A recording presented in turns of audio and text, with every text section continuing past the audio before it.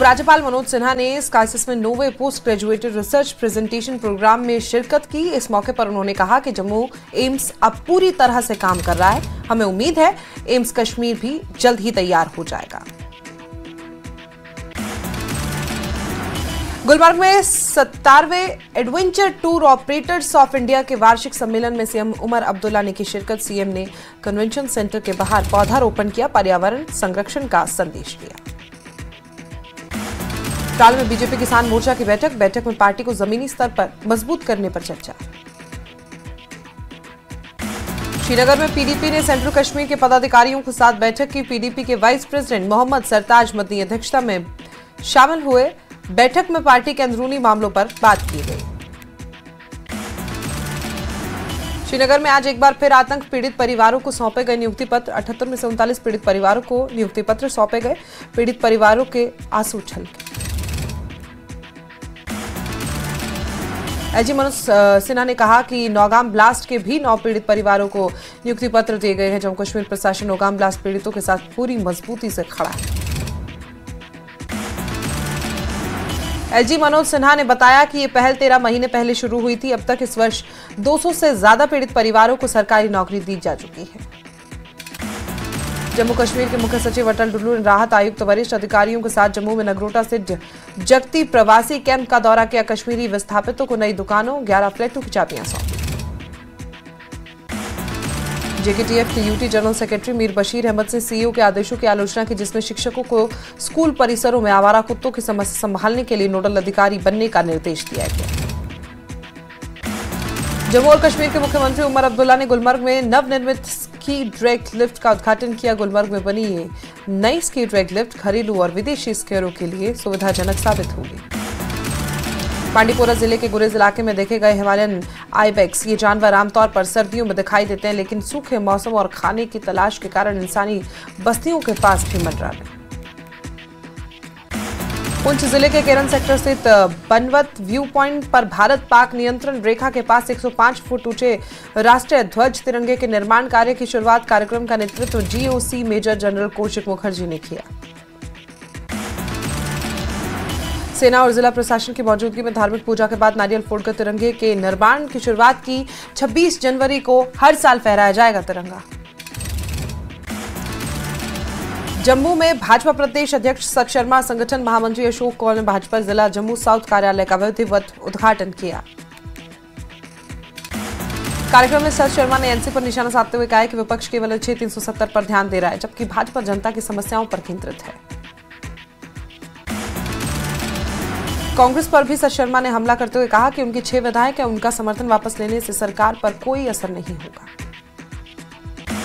जम्मू विश्वविद्यालय के the business school में विश्व संवाद केंद्र की ओर से क्रिकेटर्स समिट 2025 आयोजित। मुख्य वक्ता आरएसएस के अखिल भारतीय सह प्रचार प्रमुख नरेंद्र ठाकुर होंगे शामिल।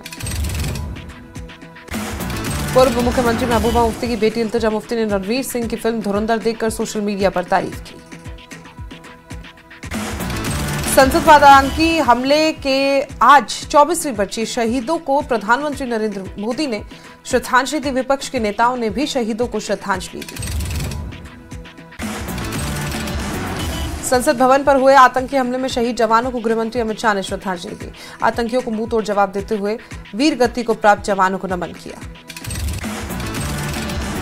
उपराज्यपाल मनोज सिन्हा ने संसद पर हुए आतंकी हमले की बरसी पर शहीदों को श्रद्धांजलि दी। एक्स पर पोस्ट कर एलजी मनोज सिन्हा ने हमले में जान कुर्बान करने वाले बहादुर शहीदों को याद किया। केंद्रीय मंत्री डॉक्टर जितेंद्र सिंह ने संसद पर हुए आतंकी हमले की बरसी पर वीर शहीदों को श्रद्धांजलि दी। एक्स पर पोस्ट कर शहीदों के सर्वोच्च बलिदान को हमेशा याद किया जाएगा। सीएम सुक्खू ने संसद पर हुए आतंकी हमले की बरसी पर शहीदों को श्रद्धांजलि दी। एक्स पर पोस्ट कर सीएम सुक्खू ने शहीदों को कोटि कोटि नमन किया। श्रीनगर में कड़ाके की ठंड का दौर लगातार जारी। आज सुबह डल झील पर घना कोहरा छाया। घाटी में तापमान अभी भी जमाव बिंदु से नीचे है। डल झील के आसपास के इलाकों में ठंडी हवाओं कोहरे का असर। मौसम विभाग के मुताबिक आने वाले दिनों में भी ठंड से राहत मिलने की संभावना कम। भारत पाकिस्तान इंटरनेशनल बॉर्डर पर घुसपैठ की बड़ी साजिश नाकाम। बीएसएफ ने एक संदिग्ध आतंकी को किया गिरफ्तार। बीएसएफ को 2 दिन के ऑपरेशन में बड़ी कामयाबी मिली। कुलगाम के खुदवानी इलाके में आग का तांडव। 2 मकानों में लगी आग। डोडा गंधों के बरके इलाके में खाई में गिरी ऑल्टो कार, ड्राइवर की मौत, बंसीलाल के रूप में युवक की पहचान। जम्मू पुलिस ने तहसील बहू के गांव नरवाल बाला में बड़ी कार्रवाई की। नशा तस्करों से जुड़े 8 अवैध ढांचों को ध्वस्त किया। मेडे में सेना का आउटरीच कार्यक्रम जारी। बलनोई इलाके में सेना के जवानों दिव्यांग लोगों को बांटी व्हीलचेयर। लेके डिस्ट्रिक्ट कोर्ट कॉम्प्लेक्स में चौथी नेशनल लोक अदालत का उद्घाटन। बैंक लोन डिफॉल्टर, ट्रैफिक चालान और अन्य सिविल विवादों जैसे मामलों पर सुनवाई। मेडे में सेना की बलनोई बटालियन ने सगरा में चिकित्सा शिविर का आयोजन किया। सेना के डॉक्टरों ने मुफ्त मेडिकल जांच की दवाएं बांटी और ग्रामीणों को स्वस्थ रहने की सलाह। रियासी में राष्ट्रीय लोक अदालत का आयोजन किया गया। 16 बेंचों में 2463 मामलों की हुई सुनवाई। सोपोर में ट्रैफिक नियमों के उल्लंघन करने वाले खिलाफ ट्रैफिक पुलिस ने कार्रवाई की। कई वाहनों के चालान काटे, कुछ गाड़ियां जब्त। जम्मू कश्मीर असेंबली में जल जीवन मिशन स्कीम के लिए बनी हाउस कमेटी पुलवामा का दौरा। पायो और हकीरपुरा मैट्री गांव समेत कई वाटर सप्लाई स्कीम के कंस्ट्रक्शन के काम का रिव्यू। इस मौके पर कमेटी हेड हसनैन मसूदी ने कहा कि स्कीमों को एक्टिवेट न करना भी एक गड़बड़ी है। जम्मू कश्मीर पुलिस का ड्रग के खिलाफ महा ऑपरेशन संजीवनी जारी। कासिम नगर इलाके से पुलिस ने हेरोइन की बड़ी खेप रिकवर की। त्राल की अलग अलग गुज्जर बस्तियों के लोगों ने बढ़े बिजली के बिलों को लेकर साइलेंट प्रदर्शन किया। बिजली के बड़े बिलों की जांच और लोगों को राहत देने की अपील। अनंतनाग और गुड़गांव जिले में चौथी राष्ट्रीय लोक अदालत की गई आयोजित। इस पहल का मकसद विभिन्न प्रकार के मामलों का तेजी से निपटाना। सेना ने इस्लामिक यूनिवर्सिटी में जश्न इफ्तार का कार्यक्रम आयोजित किया। स्थानीय कलाकारों ने विभिन्न प्रस्तुतियां दी। स्थानीय लोगों और कलाकारों ने इस कार्यक्रम को आयोजित करने के लिए सेना का आभार व्यक्त किया।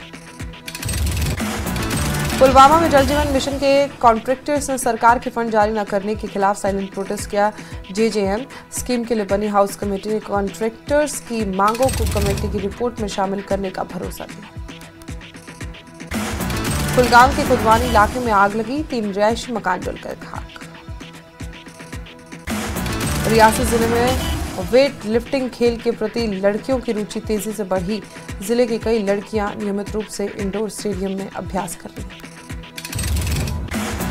शिमला में बीजेपी के राष्ट्रीय अध्यक्ष जगत प्रकाश नड्डा ने राज्यपाल शिव प्रताप शुक्ल से मुलाकात की। लोक भवन में शिष्टाचार भेंट की। प्रदेश से जुड़े विभिन्न समसामयिक विषयों पर बात की। शिमला के जुबलहट्टी में केंद्रीय मंत्री जेपी नड्डा ने बीजेपी के प्रदेश कार्यालय की आधारशिला रखी। इस मौके पर बीजेपी के तमाम बड़े नेता, सांसद और विधायक रहे मौजूद। शिमला के पीटर हॉफ में जेपी नड्डा का शानदार स्वागत। अभिनंदन समारोह में हिमाचल बीजेपी अध्यक्ष राजीव बिंदल, नेता प्रतिपक्ष जयराम ठाकुर, सांसद अनुराग ठाकुर और सुरेश कश्यप सहित अन्य नेता रहे मौजूद। शिमला में पूर्व केंद्रीय मंत्री और सांसद अनुराग ठाकुर ने भी राज्य में जल्द सरकार बनने का दावा किया। कहा, हिमाचल के लोगों ने बीजेपी सरकार बनाने की तैयारी कर ली है। अब देखना होगा कि हिमाचल में सरकार जल्दी बनती है या ये कार्यालय। शिमला बीजेपी में अभिनंदन रैली में केंद्रीय मंत्री जेपी नड्डा ने राज्य सरकार पर निशाना साधा। कहा, कांग्रेस सरकार ने हजारों करोड़ केंद्र से लेकर धरातल पर कुछ काम नहीं किया। हिमाचल में कांग्रेस की नाकाम और झूठी सरकार हुई उजागर। बीजेपी कार्यकर्ता गांव-गांव जाकर बताएंगे सच्चाई। नेता प्रतिपक्ष जयराम ठाकुर ने राज्य सरकार पर बढ़ते कर्ज को लेकर निशाना साधा। कहा, जब हमारी सरकार थी तब 70,000 करोड़ रुपए ऋण था। अब हिमाचल पर कर्ज 1 लाख करोड़ से पार हो गया। साथ ही कहा कि बिहार में कांग्रेस बलेरो गाड़ी में फिट हो गई। हिमाचल में कांग्रेस को ऑल्टो में फिट करेंगे, हम वोल्वो बस में आएंगे। शिमला के रिज मैदान का केंद्रीय मंत्री जेपी नड्डा ने दौरा किया। माल रोड की सैर की। शिमला में नेता प्रतिपक्ष जयराम ठाकुर का संबोधन का। जेपी नड्डा के नेतृत्व में भाजपा की जीत, देश भर में जारी बिहार की जीत ने मजबूत नेतृत्व का दिया संदेश। जयराम ठाकुर ने आरोप लगाया, हिमाचल में व्यवस्था परिवर्तन के 3 साल तबाही के रहे, आपदा में जाने गई, आर्थिक हालात खराब है, फिर भी सरकार ने जश्न मनाया और 10 करोड़ रुपए खर्च किए। पूर्व सीएम जयराम ठाकुर ने कहा कि कांग्रेस सरकार ने 3 साल में 30,000 करोड़ से ज्यादा कर्ज लिया और कुल कर्ज 1 लाख करोड़ पार कर दिया। भ्रष्टाचार चरम पर है, विकास ठप है। शिमला में सांसद अनुराग ठाकुर का संबोधन का। हिमाचल भाजपा को आधुनिक कार्यालय मिलने जा रहा है, इसके लिए जेपी नड्डा का आभार। अनुराग ठाकुर ने कांग्रेस पर कसा तंज, कहा पहले सरकार बनेगी या कार्यालय तय होगा कि जनता भाजपा सरकार बनाने को तैयार है। अनुराग ठाकुर ने कांग्रेस पर हमला करते हुए कहा कि 3 साल का जश्न कर्ज लेकर मनाया गया। कांग्रेस की गुटबाजी, लूट और आपसी संघर्ष सामने आ चुका है। सोलन जिले के नारग रोड पर देवथल क्षेत्र के तुरंग गांव के पास एक कार अनियंत्रित होकर खाई में गिरी। प्रारंभिक जानकारी के अनुसार चालक मोबाइल फोन का इस्तेमाल कर रहा था। हादसे में कोई जानी नुकसान नहीं हुआ।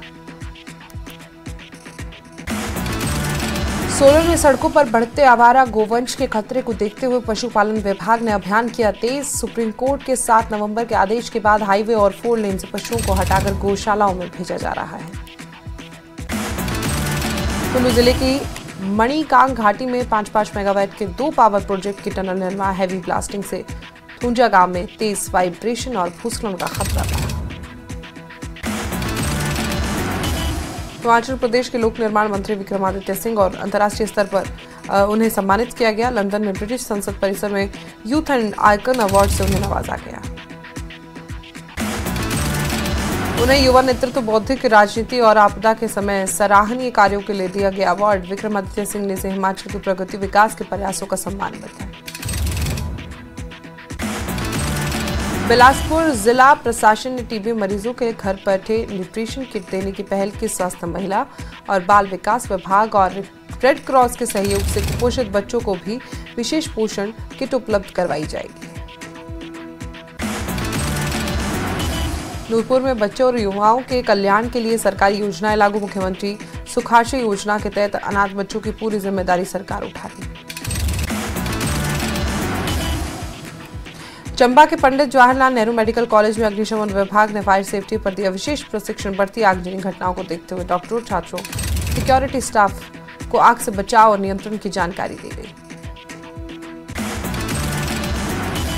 प्रदेश अध्यक्ष डॉक्टर अजय बिंदल ने कांग्रेस पर हमला बोला, कहा 3 साल केवल भाजपा को गाली देने में बीते। सरकारी कार्यक्रमों में ना विकास दिखा ना वादे पूरे हुए। प्रदेश प्रभारी श्रीकांत शर्मा का बयान, कहा कांग्रेस का संकल्प कार्यक्रम तू मैं साबित हुआ। गांधी परिवार केंद्रित राजनीति से पार्टी पतन की ओर है। दिल्ली में कांग्रेस की वोट चोर गद्दी रैली में जाएंगे सीएम सुखविंदर सिंह, मुख्यमंत्री और विधायक। कल कांग्रेस प्रदेश अध्यक्ष समेत कई नेता और हजारों कार्यकर्ता जाएंगे दिल्ली। हिमाचल प्रदेश में लंबे ड्राई स्पेल के कारण कोहरा, वाहन चालकों को परेशानी। लोग आग का सहारा लेने को मजबूर। शुष्क ठंड से स्कूली बच्चे, नौकरी पेशा और मजदूर सबसे अधिक प्रभावित। बारिश और बर्फबारी न होने से किसान, बागवान चिंतित। सोलन की सूखी ठंड से बढ़ी बीमारियां, अस्पताल में मरीजों की संख्या में इजाफा। डॉक्टर ने दी सतर्क रहने की सलाह। बिलासपुर जिले के श्री नैना देवी विधानसभा क्षेत्र की थरोट पंचायत में किसान, बागवान पानी की भारी किल्लत से परेशान। सिंचाई सुविधा न होने से चारा संकट गहरा है। सोलन में सूखी ठंड से बढ़ रही बीमारियां, अस्पताल में मरीजों की संख्या में इजाफा। डॉक्टर ने दी सतर्क रहने की सलाह। बिलासपुर जिले के धरोट पंचायत में किसान, बागवान पानी की समस्या से परेशान।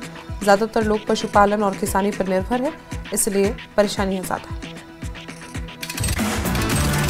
सोलन शहर में सुप्रीम कोर्ट के आदेश पर सड़कें होंगी बेसहारा, पशुओं से मुक्त। पशुपालन विभाग ने शुरू की कार्रवाई। कसोल में 5 मेगावाट हाइड्रो पावर प्रोजेक्ट की टनल निर्माण का काम थूंजा गांव के लिए खतरा बना। ग्रामीणों ने एसडीएम से मिल रहे मामलों में उचित कार्रवाई कर प्रोजेक्ट को बंद करने की रखी मांग। नूरपुर में नशा कारोबार के खिलाफ पुलिस का एंटी ड्रग अभियान तेज किया गया। लोगों से ड्रग तस्करों से सावधानी रखी।